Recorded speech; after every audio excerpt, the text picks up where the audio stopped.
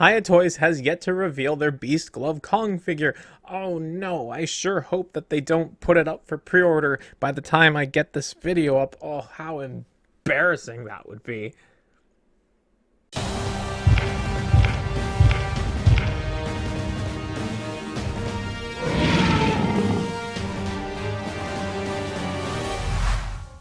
In case you were wondering why I'm employing the dramatic skills of a high school dropout, if you weren't around when Hiya Toys revealed their Godzilla Evolved figure, I had made a video about where the Godzilla Evolved figures were, and by the time I put it up for my channel members, and the 15 hours until it went public, right in the middle, Hiya Toys unveiled their Godzilla Evolved figure. And it led to a whole slew of people being like, well, actually, to the point where I had to put disclaimers all over the place being like, yes, I know. But here we are approaching a month after Godzilla Kong: The New Empire has hit theaters, it's launched in China, and still, we haven't seen any figures from Hiya of Kong from this movie. It's quite possible that Shimo got fast-tracked as a solicitation due to the leaks that happened in the month before, but it is kind of strange to not see the titular character of a movie revealed by Hiya Toys. The discussion around Beast Glove Kong from Hiya is pretty interesting because a lot of folks were wondering if that release has anything to do with their Kong Skull Island figure. Folks like me were wondering, with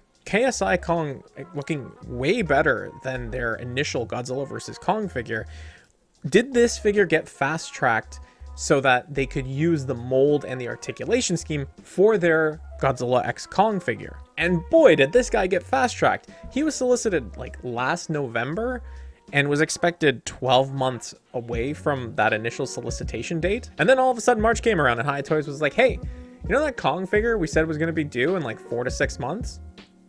It's ready now. We're all so used to toys being delayed into oblivion that a company coming out and saying like, hey, yeah, we're like half a year ahead of schedule, it's just so foreign to us. There are even rumors that their 2014 Godzilla is going to be fast-tracked by a few months, which, yes, please. So Kong from Kong Skull Island is now in our hands, and now that I've had a chance to fiddle with him, to see him, and to see what others have said about him and pictures comparing him and the old figure, I think we can definitively say whether or not the Beast Glove Kong from Hiya Toys will use this mold/articulation scheme. And the answer is, without a doubt, they will not be using this mold for Beast Glove Kong. The dead giveaway is that this figure is noticeably shorter than the first Exquisite Basic Kong release. And if you've been paying attention to the sizes of Hiya's figures, Hiya has been paying a very close attention to scale. For example, Godzilla 2014 is set to be slightly shorter than the Godzilla 2019, 2021, 2024 variants, because that's in line with the continuity of the MonsterVerse. Because this Kong is shorter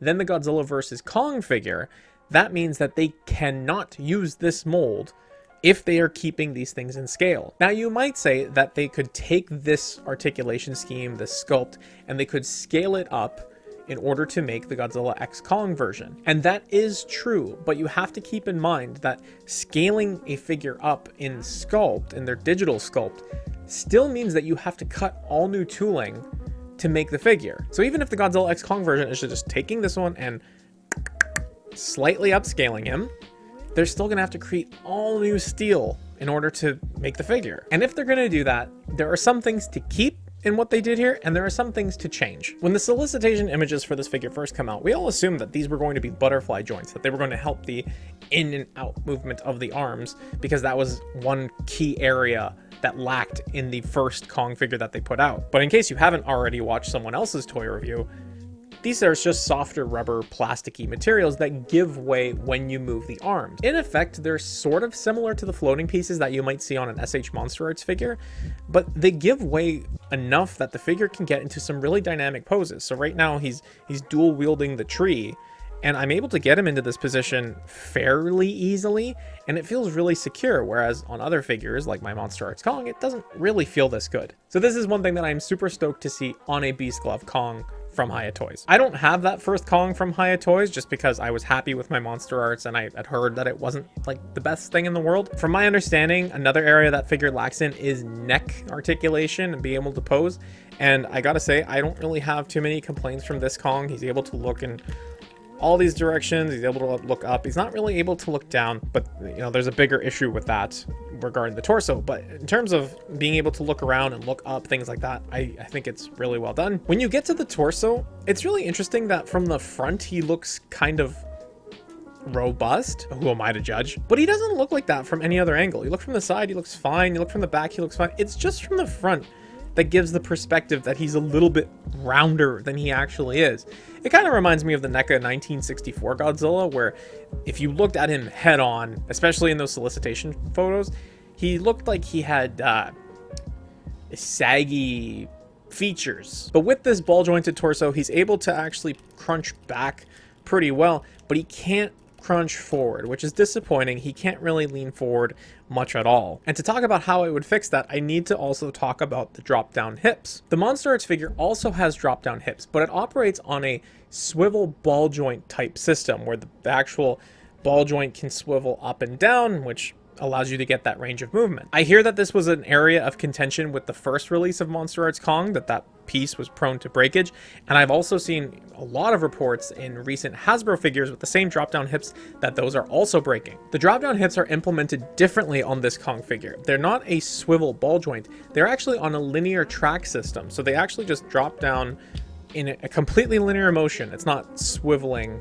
at all, but it helps it feel so much more secure, and it's actually super satisfying to fidget with. But because it's on this track system, a figure like this cannot have the same sort of torso pelvic rotation that something like the Monster Arts has. The Monster Arts has ball joints down here as well as up here. It allows him to crunch forward, crunch back, gets him to twist all around. But with a track system of drop down hips like the Kong Skull Island figure, the track system would go actually up into the abdomen, which means that anything like crunching forward or crunching back would risk breaking the track. So now the question becomes, do you want better like torso / pelvis rotation, or do you want a more secure drop down hip system? I guess the secret answer is option C, where you have a swivel ball jointed drop down system that doesn't break and you have the pelvic ball joints. All in all, I would say that this figure has enough articulation at a price point to rival the enjoyment that I have with my Monster Arts Kong figure.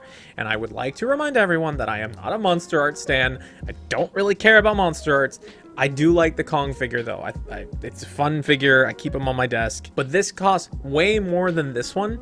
And if Hiya Toys can do the Beast Glove Kong better than this, close to the Monster Art for like $30 less in terms of Canadian dollars, I'm really, really excited to see what they do. To me, the big dick move that Hiya could do here is release one Godzilla X Kong figure and just have him be a Kong where you can swap out the arms to do Beast Glove Kong or regular Kong. Give him the axe, make him the ultimate Kong figure. That would, to me, is the big dick move. One of these things is already cheaper than Monster Arts, but now you're telling me that one of these I can create looks that two Monster Arts figures are going to require me to do. There's no contest. Will they do it?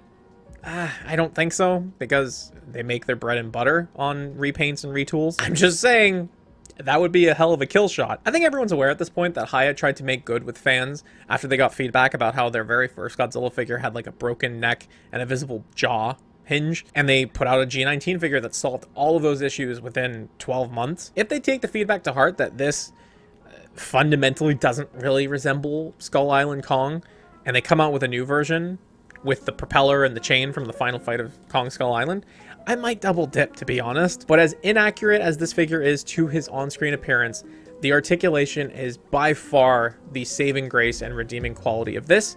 And if the Beast Glove Kong is a same step in the direction that this is from their first release, that is going to be one of the best kaiju figures to come out this year. So I think I'll wrap it up there before Hiya Toys has a chance to put out the solicitation for their figures. But I will turn it over to you. What is your wish list for Hiya Toys' Godzilla X Kong The New Empire Kong figure? Let me know in the comments section down below. Thank you to all the Category 3 channel members for their continued support, as well as everyone else that watches, likes, and comments on my videos. Twitter and Discord links are in the description. Thank you so much for watching, and I will talk to you again soon.